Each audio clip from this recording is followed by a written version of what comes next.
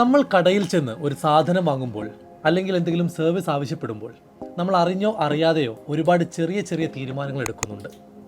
ഒരു പ്രൊഡക്റ്റ് വാങ്ങുമ്പോൾ ഏത് ബ്രാൻഡ് ചൂസ് ചെയ്യണം എന്ന് തുടങ്ങി ഭക്ഷണം കഴിക്കാൻ ഏത് റെസ്റ്റോറൻറ്റിൽ പോകണം എന്നിങ്ങനെ ഒരുപാട് തീരുമാനങ്ങൾ.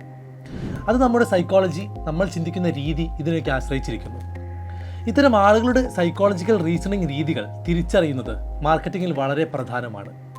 അങ്ങനെ കുറച്ച് പൊടിക്കൈകൾ പരിചയപ്പെടാം. പ്രൈമിംഗ്.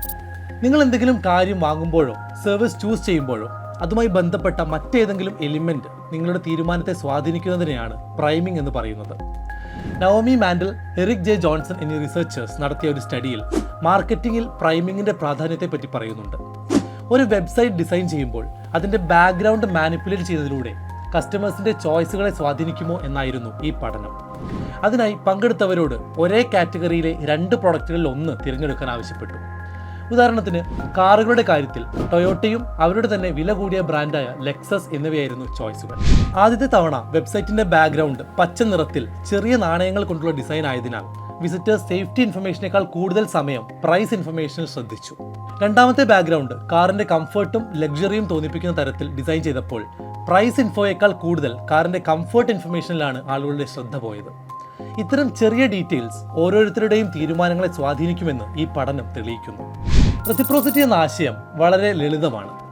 ഒരാൾ നിങ്ങൾക്ക് വേണ്ടി എന്തെങ്കിലും ചെയ്താൽ സ്വാഭാവികമായും എന്തെങ്കിലും തിരിച്ചു നൽകാൻ നിങ്ങൾക്ക് തോന്നില്ലേ? ഇത്രയേ ഉള്ളൂ റെസിപ്രോസിറ്റി. അമേരിക്കൻ കോണ്ടെക്സ്റ്റിൽ ഒരു റെസ്റ്റോറൻറ്റിൽ ബില്ലിനൊപ്പം മിന്റ് നൽകുന്ന പതിവുണ്ട്. ഇത് റെസിപ്രോസിറ്റിയുടെ ഒരു ഉദാഹരണമാണ്. ബില്ലിനൊപ്പം 1 മിന്റ് കൂടെ സെർവേഴ്സ് കൊണ്ടുവരുമ്പോൾ അവർക്ക് ലഭിക്കുന്ന ടിപ്പ് ഏതാണ്ട് 3.3% ഉയർന്നു. അതേസമയം 2 മിനിറ്റാണ് കൊണ്ടുവരുന്നതെങ്കിൽ ടിപ്പ് 20% അധികമാണ് ലഭിക്കുന്നത്. ഇന്ത്യൻ കോണ്ടെക്സ്റ്റിൽ യൂസേഴ്സിന് ഫ്രീ സാധനങ്ങൾ കൊടുക്കുന്നതും റെസിപ്രോസിറ്റിയാണ്. ഒരു ഫിനാൻസ് പ്രോഡക്റ്റ് വിൽക്കുന്ന സമയത്ത് വാല്യുബിൾ ആയിട്ടുള്ള എന്തെങ്കിലും ടൂൾസ് നൽകുന്നത് അവരിൽ കൂടുതൽ വിശ്വാസം ഉണ്ടാക്കാൻ കാരണമാകും. Loss aversion. ഗ്രാവിറ്റി വോൾട്ടിന്റെ ഈ ഫേസ്ബുക്ക് ക്യാമ്പയിൻ നോക്കുക. അവരുടെ end of year sale miss ചെയ്യുന്നത് ഒരു ലോസ് ആയിരിക്കുമെന്നാണ് ഈ പരസ്യം പറയുന്നത്. എന്തെങ്കിലും ഒരു കാര്യം നേടുന്നതിന്റെ സന്തോഷത്തെക്കാൾ എന്തെങ്കിലും നഷ്ടപ്പെടുമെന്നുള്ള പേടിയാണ് ഒരാളെ കൂടുതൽ സ്വാധീനിക്കുക എന്നതാണ് ഇതിന്റെ സൈക്കോളജി. ആളുകൾ നഷ്ടം ഒഴിവാക്കാൻ ഒരു കാര്യം ചെയ്യാൻ സാധ്യത കൂടുതലാണ്. ഫോമോ അഥവാ ഫിയർ ഓഫ് മിസ്സിംഗ് ഔട്ട് എന്ന ടേമിലും ലോസ് അവേർഷൻ എന്ന സൈക്കോളജി തന്നെയാണ് പ്രവർത്തിക്കുന്നത്. മാർക്കറ്റിംഗ് ക്യാമ്പയിനുകളിൽ ഇത്തരം ടെക്നിക്കുകൾ വളരെയധികം എഫക്റ്റീവ് ആവാറുണ്ട്.